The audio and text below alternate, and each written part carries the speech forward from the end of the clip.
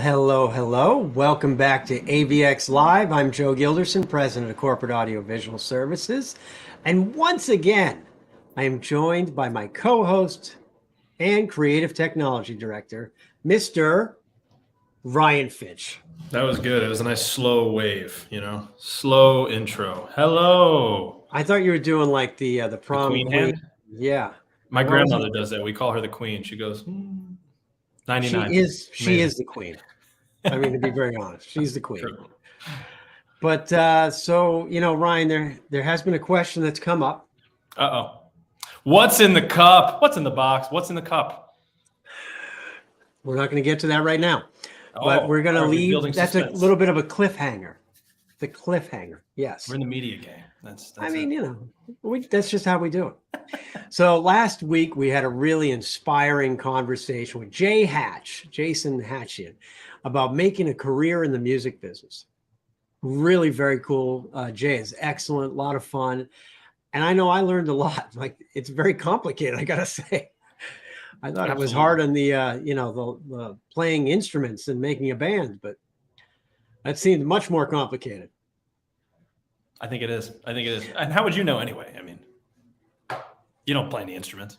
No, I don't play any instruments anyways. I hit things, that's all. Even though I think he would be very impressed with today's guest wall. So you're going to see an interesting background that would really fit right in with our guy, Jay Hatch. But either way, we'll be talking with a longtime friend and industry partner, and she is going to impart wisdom. I mean, like, just dropping wisdom bombs on everybody today. Love it. That's happening. But before we do that, Mr. Finch, think you can tell people how they can find us? Me. You can find us on Facebook, on LinkedIn, on YouTube live every Wednesday at 1 p.m. And while you're there, you can drop us a comment. You can be part of the show. You can ask questions, and we'll answer it live. And while you're there, you should also like, comment, share, subscribe, all the above. And if you missed the show, you can find it on YouTube later on, or you can find it on bite-sized pieces on Facebook and on Instagram for some quick bites. Man, wow. That was good. That was pretty fast. Good. Yeah, it's like I've been practicing. That's what happens when I show up every week. It's nice to get a little practice in, right? It is. Well, listen, I've had about enough. Let's go. I've really heard enough out of you already. So let's get the show going here. Let me tell you about our guest and friend, Chereese Jervis-Hill, president and founder of Events to Remember and PR to Remember. Chereese has over 2 decades of event management and promotion experience and is an accomplished event producer and publicist with drive, vision, and fresh ideas. She founded Events to Remember as a full-service, live, hybrid, and virtual event management and PR firm located in Hastings-on-Hudson, New York. They specialize in conceptualizing, organizing, managing experiences and campaigns for corporate not-for-profits, municipalities, entrepreneurs, and agencies to help them tell a story. I love that photo. Chereese credits her success to her corporate background experience gained in her career earlier. But I got to tell you, she is a really accomplished person. Chereese was named one of the top women in business by 914 Inc. magazine, Powerful Women in Westchester County by the County Business Journal, Westchester's 40 Under 40 Rising Stars. She's also a Hall of Fame Chairman's Award. I don't even know if that's a real award. They created it just for her. That's how good she is. Also a certified farmers market manager for the state of New York. And she's received other awards, Chairman's Awards, Business of the Year, Spirit of Caring. I mean, I've run out of gas. She's won so many awards, I can't even continue. So let's just get her out here. I mean, she's great. Please welcome Chereese Jervis-Hill. Hey guys, how are you? I mean, I'm tired. I'm tired from all of those awards. Thank you for that. Amazing. Could you win less awards so that make my job a little easier? I have great clients, and I really, we showcase them, and their work just, helps us to create some energy. So I'm not going to stop. I love showcasing my clients. So, Joe, be ready. Don't let him put your flame out, okay? Don't let him do it. I'm not trying. I guess I just have to be better. I think that's just it. I'm not. I'm trying to be like Ryan's grandmother. 99. That's amazing. God bless. God Well, bless. she's turning 100 in March. Wow. Let's That's have a pretty good. party for her. I think we will, and you will be invited. All right. I'm going to come. That's it. Hold him to it. He says a lot of things, Chereese. Hold him to it. Stop. Stop. Not Ryan. Actually, his grandmother was at the Rising Stars Award ceremony, and she was easily the highlight of the show. Not even a question. Aw, that's amazing. And I was invited over for dinner too. So He Oh, does that. nice. I might have invited myself. Let's be honest. But He does that. I think he did. I really do. I think he did. I probably did. But listen, let's get this thing going. I know, Chereese, that you just did a talk highlighting how to get people event ready for Yeah. 2023. And this seemed like the perfect time for you to be here and help some of the AVX Live audience as well. So I guess we should start right at the beginning. Mhm. I mean, why don't you tell us what's the best place for our clients to get started so that they can be event ready? So for me, I really like clients to think about their why. That's really how I start all of our events. It's like, really, what is your why? Like, why are we having this event? Are we having this event to showcase your organization? Are we having this event to try to raise funds? Are we having this event to, highlight an honoree? Are we having this event to showcase our new product line? Like, what is the reason for the event? And that is really where I like to start. Secondly, goals. What are the goals? Do we want to raise money? Do we want to generate some interest on social media? Do we want to showcase this new product offering? Like, really, what are the goals for the event? And then trying to what are we doing to accomplish these goals? Really tying all of those pieces together. So really, like, that is kind of where I start. That's my starting point for sure. Okay. So, and obviously very logical. One thing I'm curious about, and it's not surprising, but Mhm. from your perspective, how is it that people lose sight of that why? Because I imagine that comes up in the beginning conversations, and then somehow or another it becomes about something else. How do people end up, on the wrong track at the early stages? It could be a million things. It can be a committee where you have one or two people that kind of think you should go in another direction. It could be leadership kind of having a different vision from the planning team. So it's good to start there. I'm not saying that you're going to start and end at that same place. That's the beauty of it, is you kind of navigate the waters, you make adjustments as you need to, but you really kind of have to have that overall vision of, this is what we want to accomplish. This is what we want this event to look like, to feel like, and why we're doing this event, not because this is what we've always done. I hate that. Because times have changed, and really, like, why are we having this event? What's the reasoning behind it? Do you think that most of your clients are able to articulate that? Like they probably have something in their head, right? But are they able to express that to you when you start? We really have to pull it out. We have some clients are crystal clear. Some clients are crystal clear, but sometimes most of the time we really have to kind of pull it out. And just having those brainstorming sessions is helpful for them and helpful for their team, because sometimes people have different ideas, people have different visions. The board chair could have a different vision from the CEO or the director of development. So it really is just kind of those brainstorming sessions, getting everybody clear, so we have a roadmap and we really can move forward.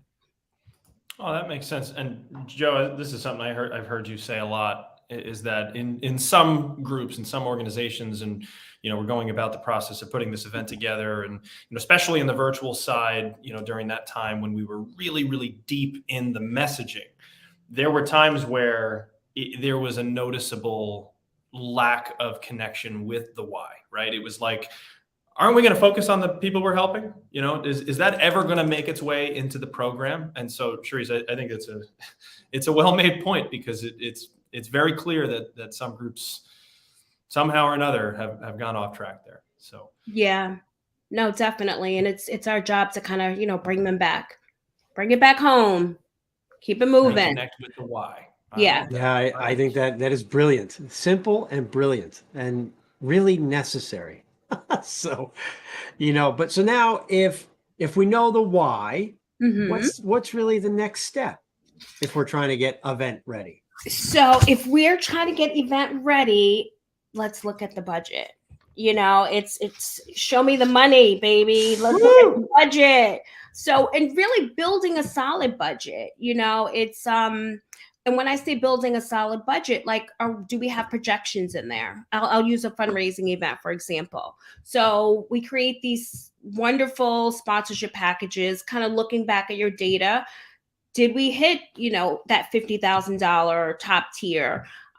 Do we need to adjust those numbers? How many, the projections, we think we're going to hit X number at these levels. Do we have folks that we really are targeting for those different levels? So really kind of digging deep and looking at those numbers. Tickets, how many tickets are we going to sell? How many are tied to sponsorships? If we're doing any journal ads or, fund a need, do we have projections in there for those? So we really can start with the solid budget. And then our numbers that we have, our expenses, are they realistic?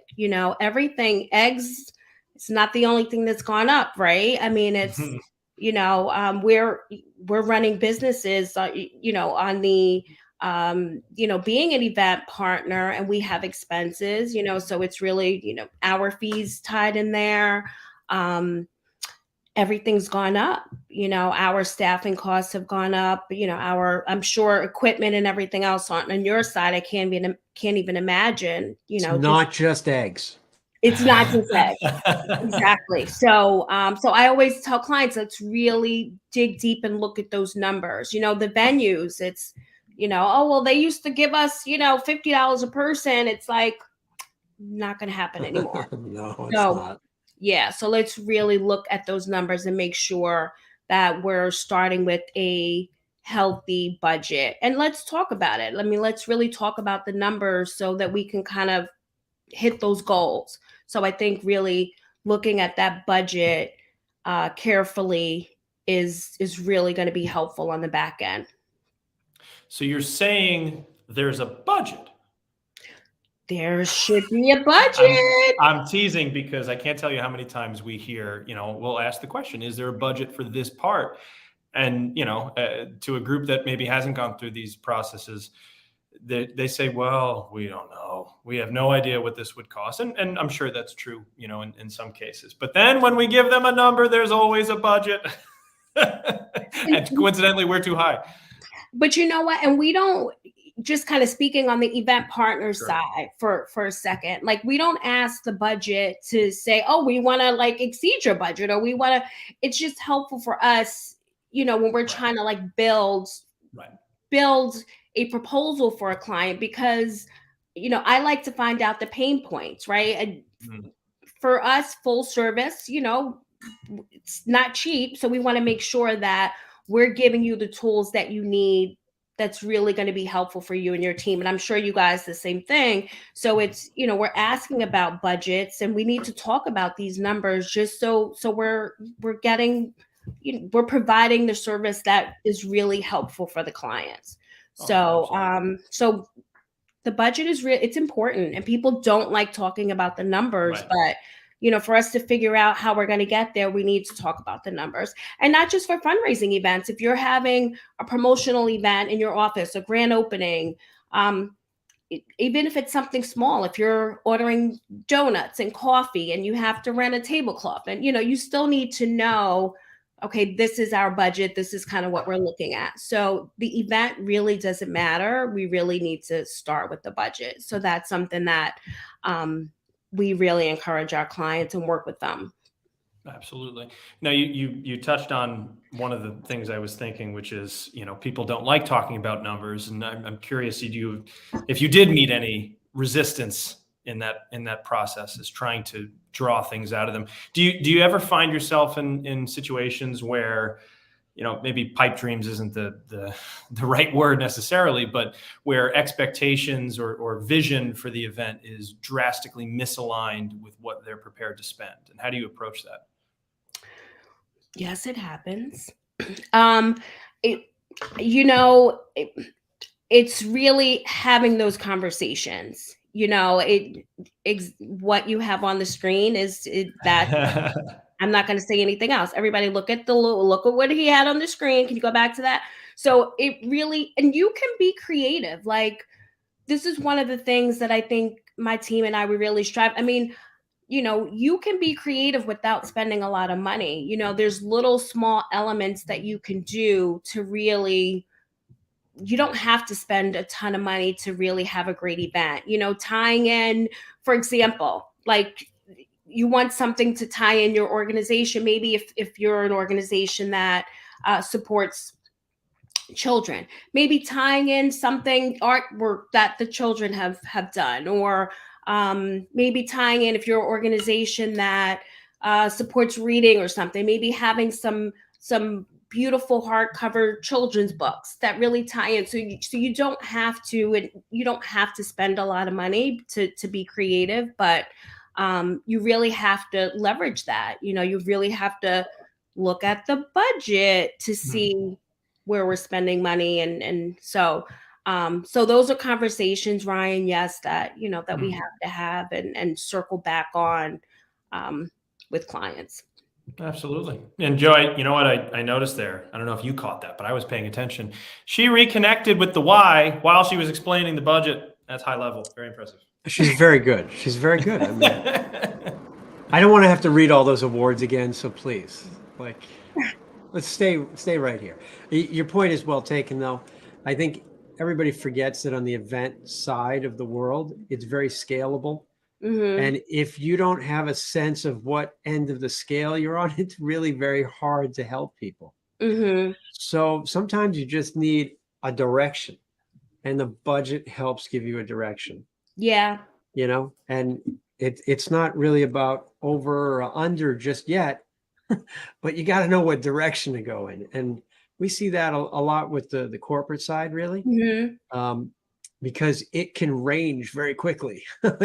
It can be, no, it's just going to be this, until the CEO is flying in from Switzerland. Now it's it instantly changes. So right. We're like, okay, got it. But that's a great point. And sorry, I didn't mean to cut you off, Joe, but I just want to say, really being honest and transparent with your partners, because there's times where I've come to you and it's like, Joe, we're working with a not-for-profit group. They don't have a lot of money here, but they want some kind of splash. What could we do? Could we add a couple of uplights? Can we do, instead of a video wall or something crazy? So having those conversations, I think is really, really important. And that way your vendors can really work with you to come up with a solution. I mean, corporate has cut back as well, but I remember my corporate days when we had these crazy, amazing, super amazing budgets, but times are different now. So, but sorry, I didn't mean to cut you off. Continue, Joe. No, listen, you're the highlight reel here. I'm just asking the questions. That's all. It's like every other event. You're just telling me what to do. I mean, no big deal. I do it with a smile. I know, and that's why we like you. But so we've got our purpose. We've established some budgets, and so now we're kind of getting we're trying to get this thing going. So how do we get this party started? See what I did there, Finch? I like that. That was good. Yeah. So how do we get started now? So time, I really like to say, time is our friend, really giving yourself some planning time. It's just typical things, invitations, a kind of a best practice. Invitation should be kind of like rolling out from your mailhouse 8 weeks in advance. So we have clients that'll come and say, hey, we're working on this event, and it's in a month and a half. I mean, we can pull it off. We've done it.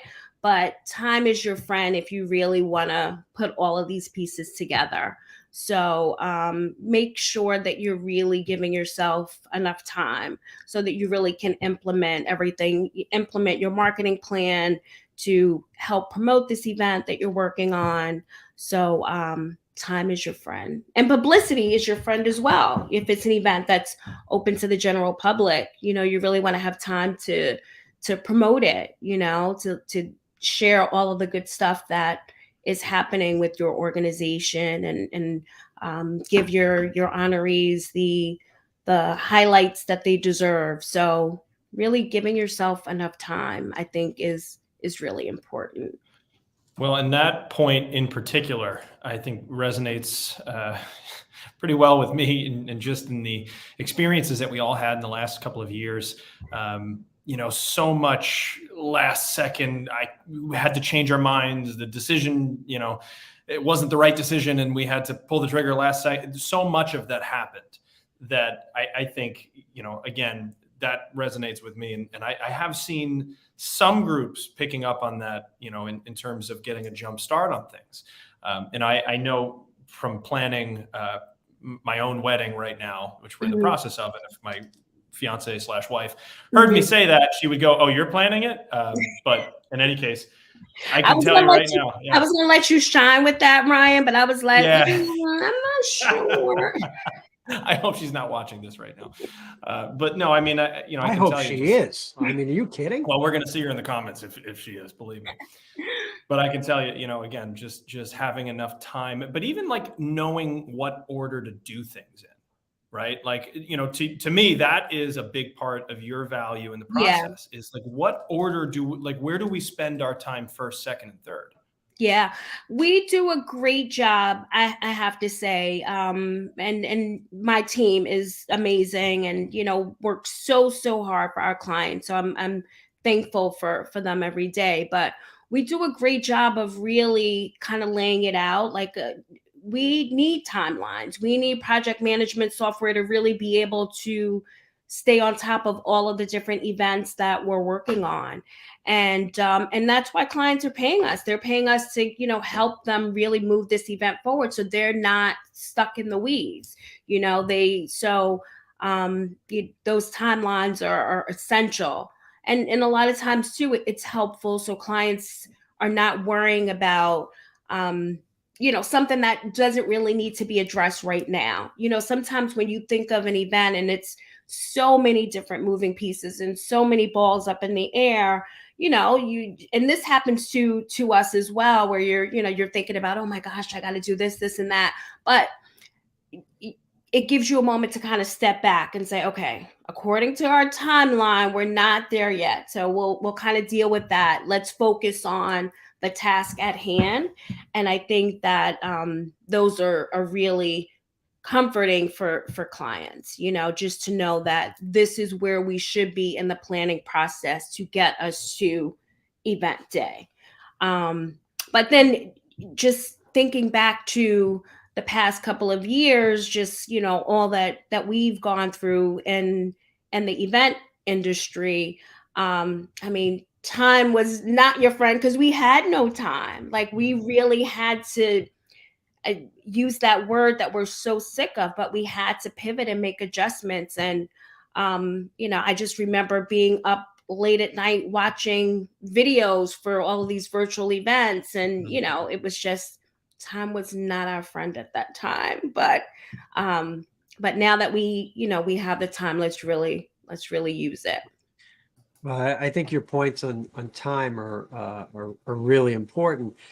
Previously, we'll say prior to pandemic time, we really focused on the day of timeline because everything has to happen in a specific order. And usually client would come to us somewhere in the, you know, the middle of something that, like, we're like 4 hours from that, you know, like we're coming to that, but we're not there yet. We have to do this, and this first. But I think our whole experience with the timeline changed dramatically in the virtual side, because now we were the ones telling people the timeline. Yeah. which we had never really been in that position before. We're saying, no, we actually need this amount of time to accomplish this goal, especially knowing that there was going to be changes. But I think it's interesting because it kind of leads us into, 2020 was kind of crazy. 2022, excuse me, coming out of the pandemic. And so I like to think that we all probably learned something. Oh my But I God. guess, what do you think COVID-19 taught us all in the world of events?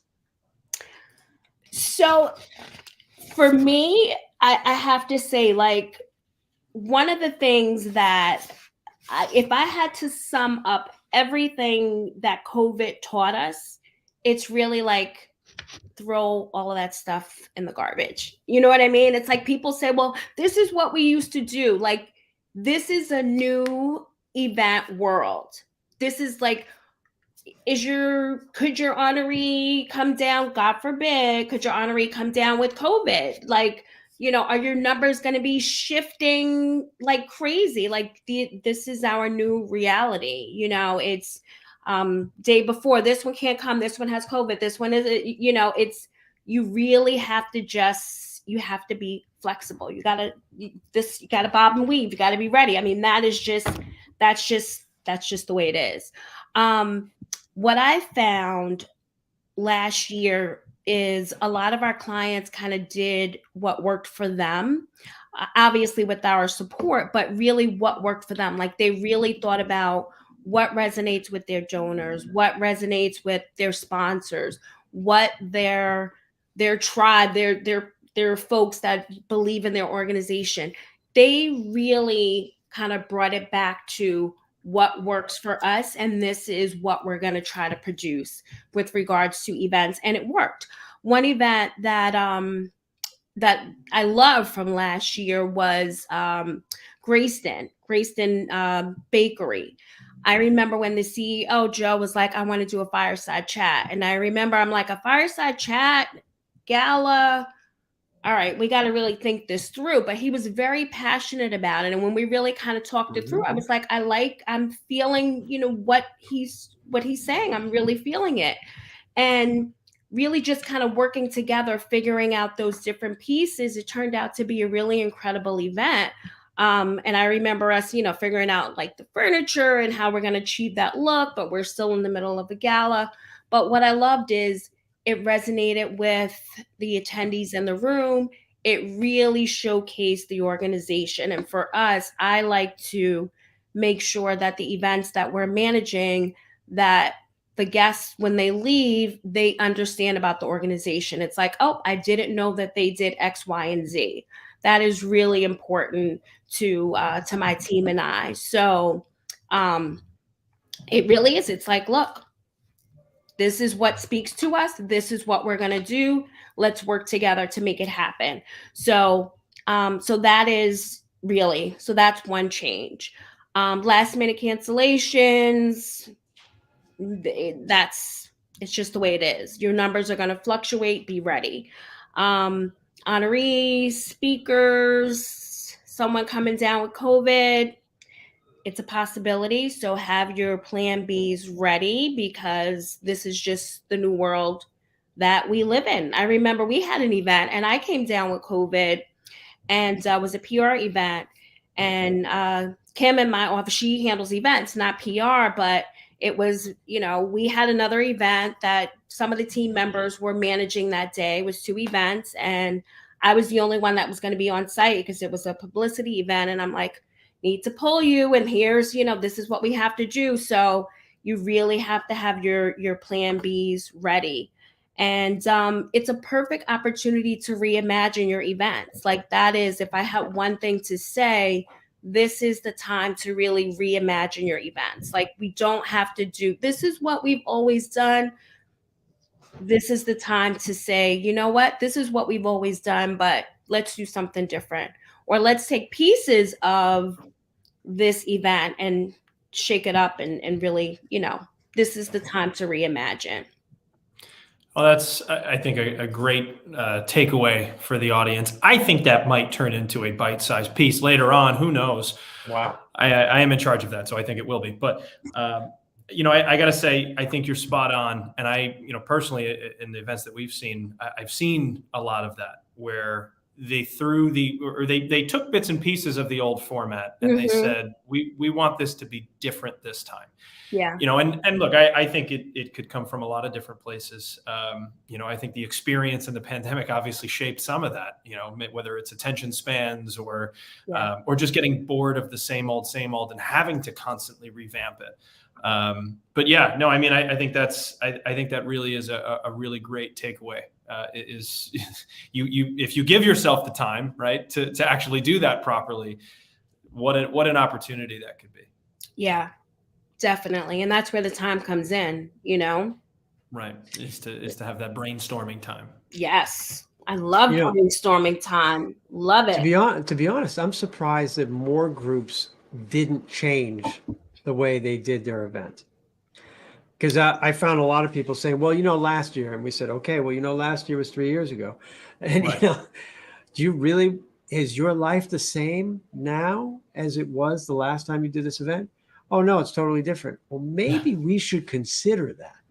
Because so would the other 400 or 500 people in this room. Do we want to have a 2-hour program? I don't think we do. So I'm always surprised when people don't want to kind of change it up more. Yeah. Are you, Chereese, are you meeting any resistance to that? Are you finding the groups that are just trying to do it the old way, and you're trying to get them out of that thinking? There's some, but I think when we really kind of talk it through, and it might be something, look, we're here to bring out your vision, right? So it might be some small baby steps, little things that we can do, but I just, we really try to get our clients to think a little bit differently. So it might be, and they know their groups. I started this with saying they're doing what works for their sponsors, for their donors, for their tribe, right? So it might be where this is kind of, what they want, but I do try, we want to shake it up, even if it's little baby steps. Some organizations, it's slower than others, but just we work on it. We meet you where you are. Well, and on the flip side of that, I think there were also some groups that didn't necessarily come out fully intact. Maybe there's new people, new roles, and we talked a lot on this show about institutional knowledge, and where there's a lack of some of that because of those shifting positions and whatnot. But I think the knee-jerk reaction that we saw a lot of in 2022 is like, okay, let's just do whatever we did last time. And to Joe's point, what we did last year.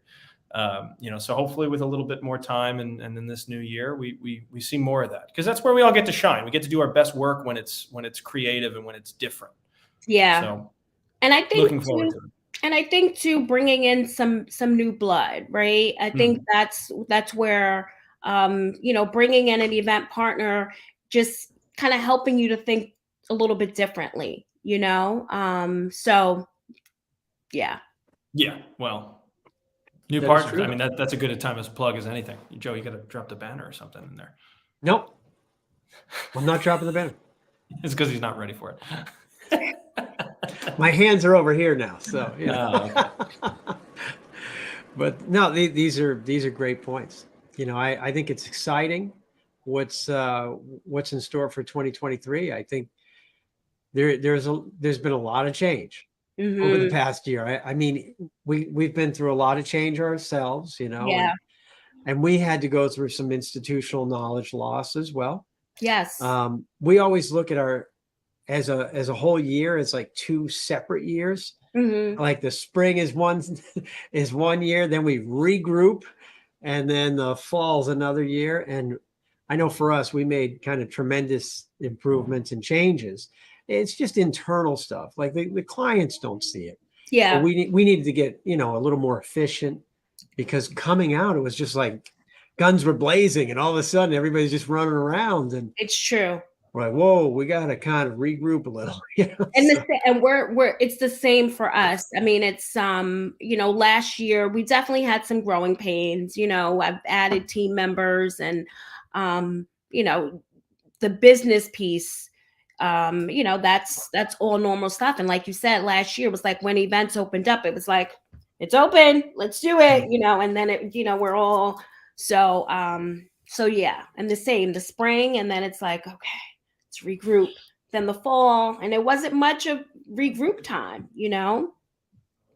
No, but I think that's where our clients should be looking at a little bit too, and I'm hoping that they do come up with some new ideas and that they allow people to share those ideas. So the event partners I think it's great. It's exactly what people sometimes need. And I just want to say, not to make this a sales pitch, but sometimes clients don't have the budget to hire an event planner. We also offer consulting, because sometimes we'll kind of consult with clients just to give them some fresh ideas, a new perspective. So definitely, if we can ever be a resource where you may not have the budget to hire a full event management team, but just want to kind of brainstorm a little, freshen some things up, we love to be a resource for you. There we go. You got the banner in. We got the banner in.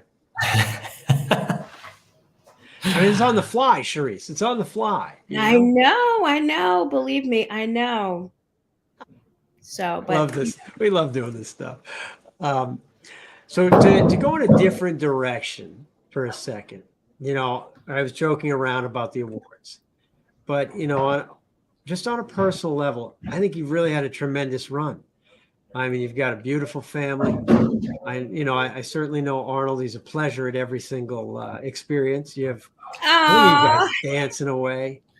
You have a great team, and we really enjoy working with the team. I guess because I'm always kind of trying to look at leadership and some of the different parts that go into that. What drove you to strike out on your own originally? And then what kind of keeps you going? I mean, you're like 19 years now. What keeps you going?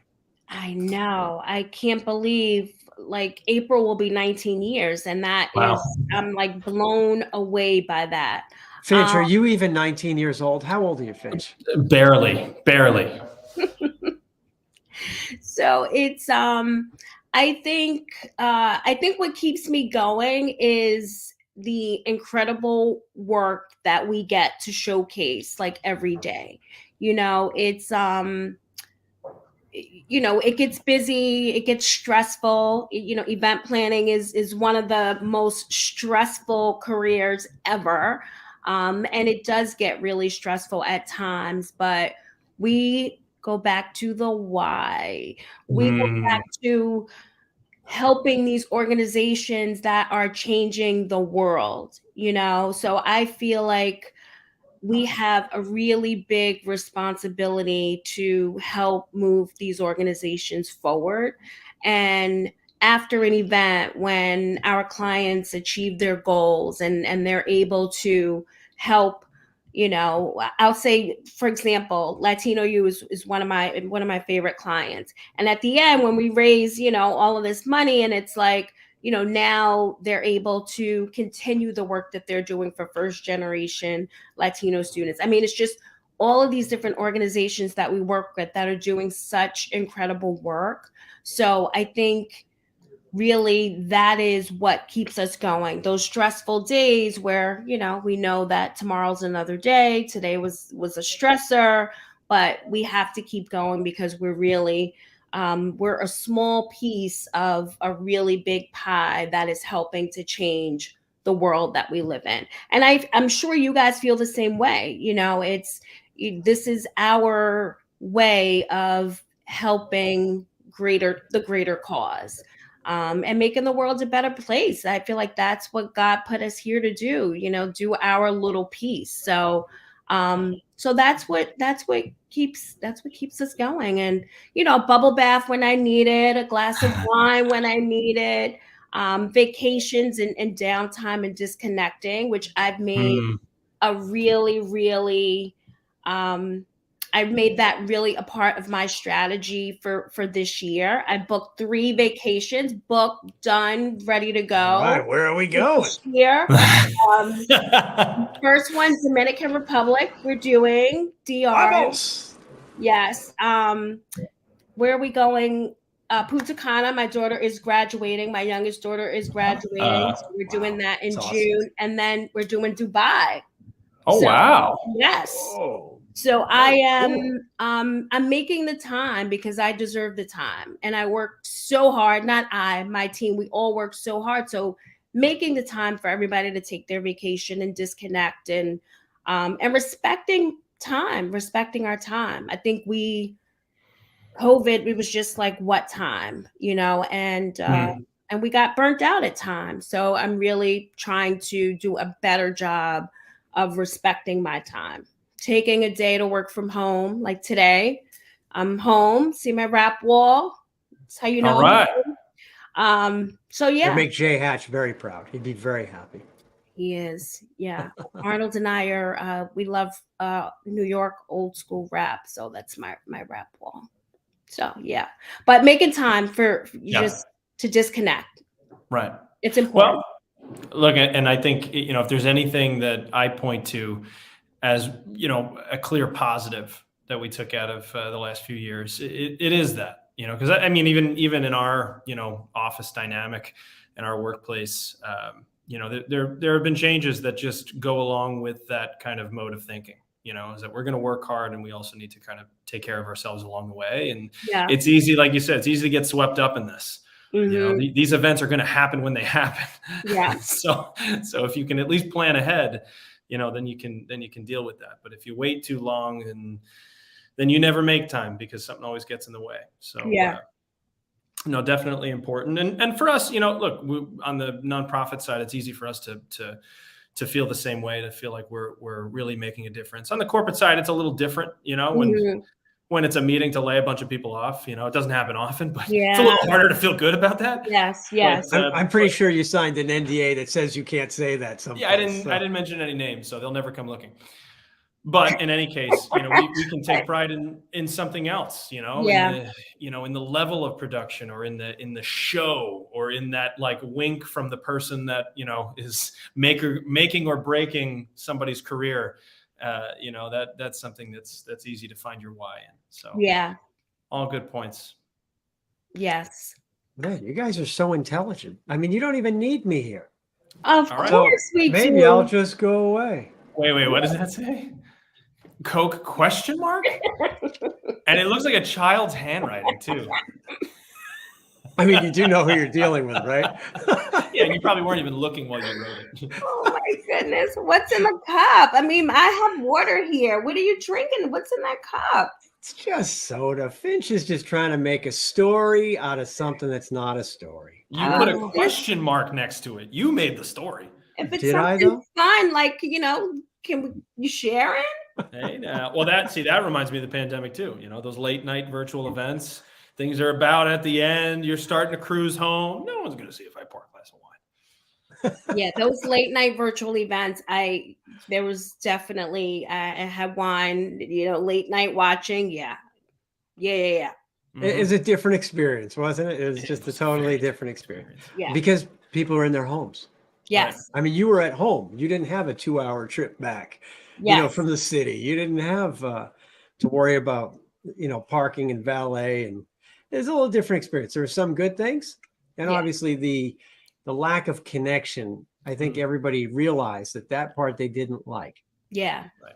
But we still handle a number of virtual events. They're just different. They're more educational or very specific topic and material types of events. Yeah. Because you can't replace the face-to-face. Even though it was pretty awesome getting to know people around the world, though. Yeah. That part was pretty awesome. Yeah. And we did do our first event in with New Zealand and Australia and some of these East things. Africa. I mean, that was an interesting one. The timelines were tough, though. Yes. Oh yeah, I can imagine. Yes, they were. I had a couple 3 a.m. calls. I'm like, ooh. Well, good thing my office is in my living room, right? Yeah, that's where that Chereese, working from home. I didn't have any 3 a.m. calls. You know why? Because I gave them to Ryan. And he signs the checks, so I had to do it. We got to do that sometimes, Joe, right? But when you have an amazing team, you can do that comfortably. So it's, Don't worry. He made me pay for it some other time. No big I'm deal. sure he did. You got to get him, Ryan. Got to get him where you can. It's a give and It's a take. balance. It's It's a a give and balance. take. Yeah. Well, I got to say, this has really been great. I think your points were amazing, for people to think about their why. Why are you holding the event? And put some goals down and then, build some budgets and talk some numbers and think of Yeah. how to manage things and be creative. That's those are really critical. That's right at the beginning. So, Yes. start there. I think that's great. And then, of course, time. We talk about time because we live in a world of time. Events are all about time. They Yeah. have a beginning and an end. That's my favorite part of them both. Yes. Because it could, if it's not going exactly the way you want, the good news is it's going to be over soon. And then when it is going exactly the way you want, nobody wants it to end, right? Yeah.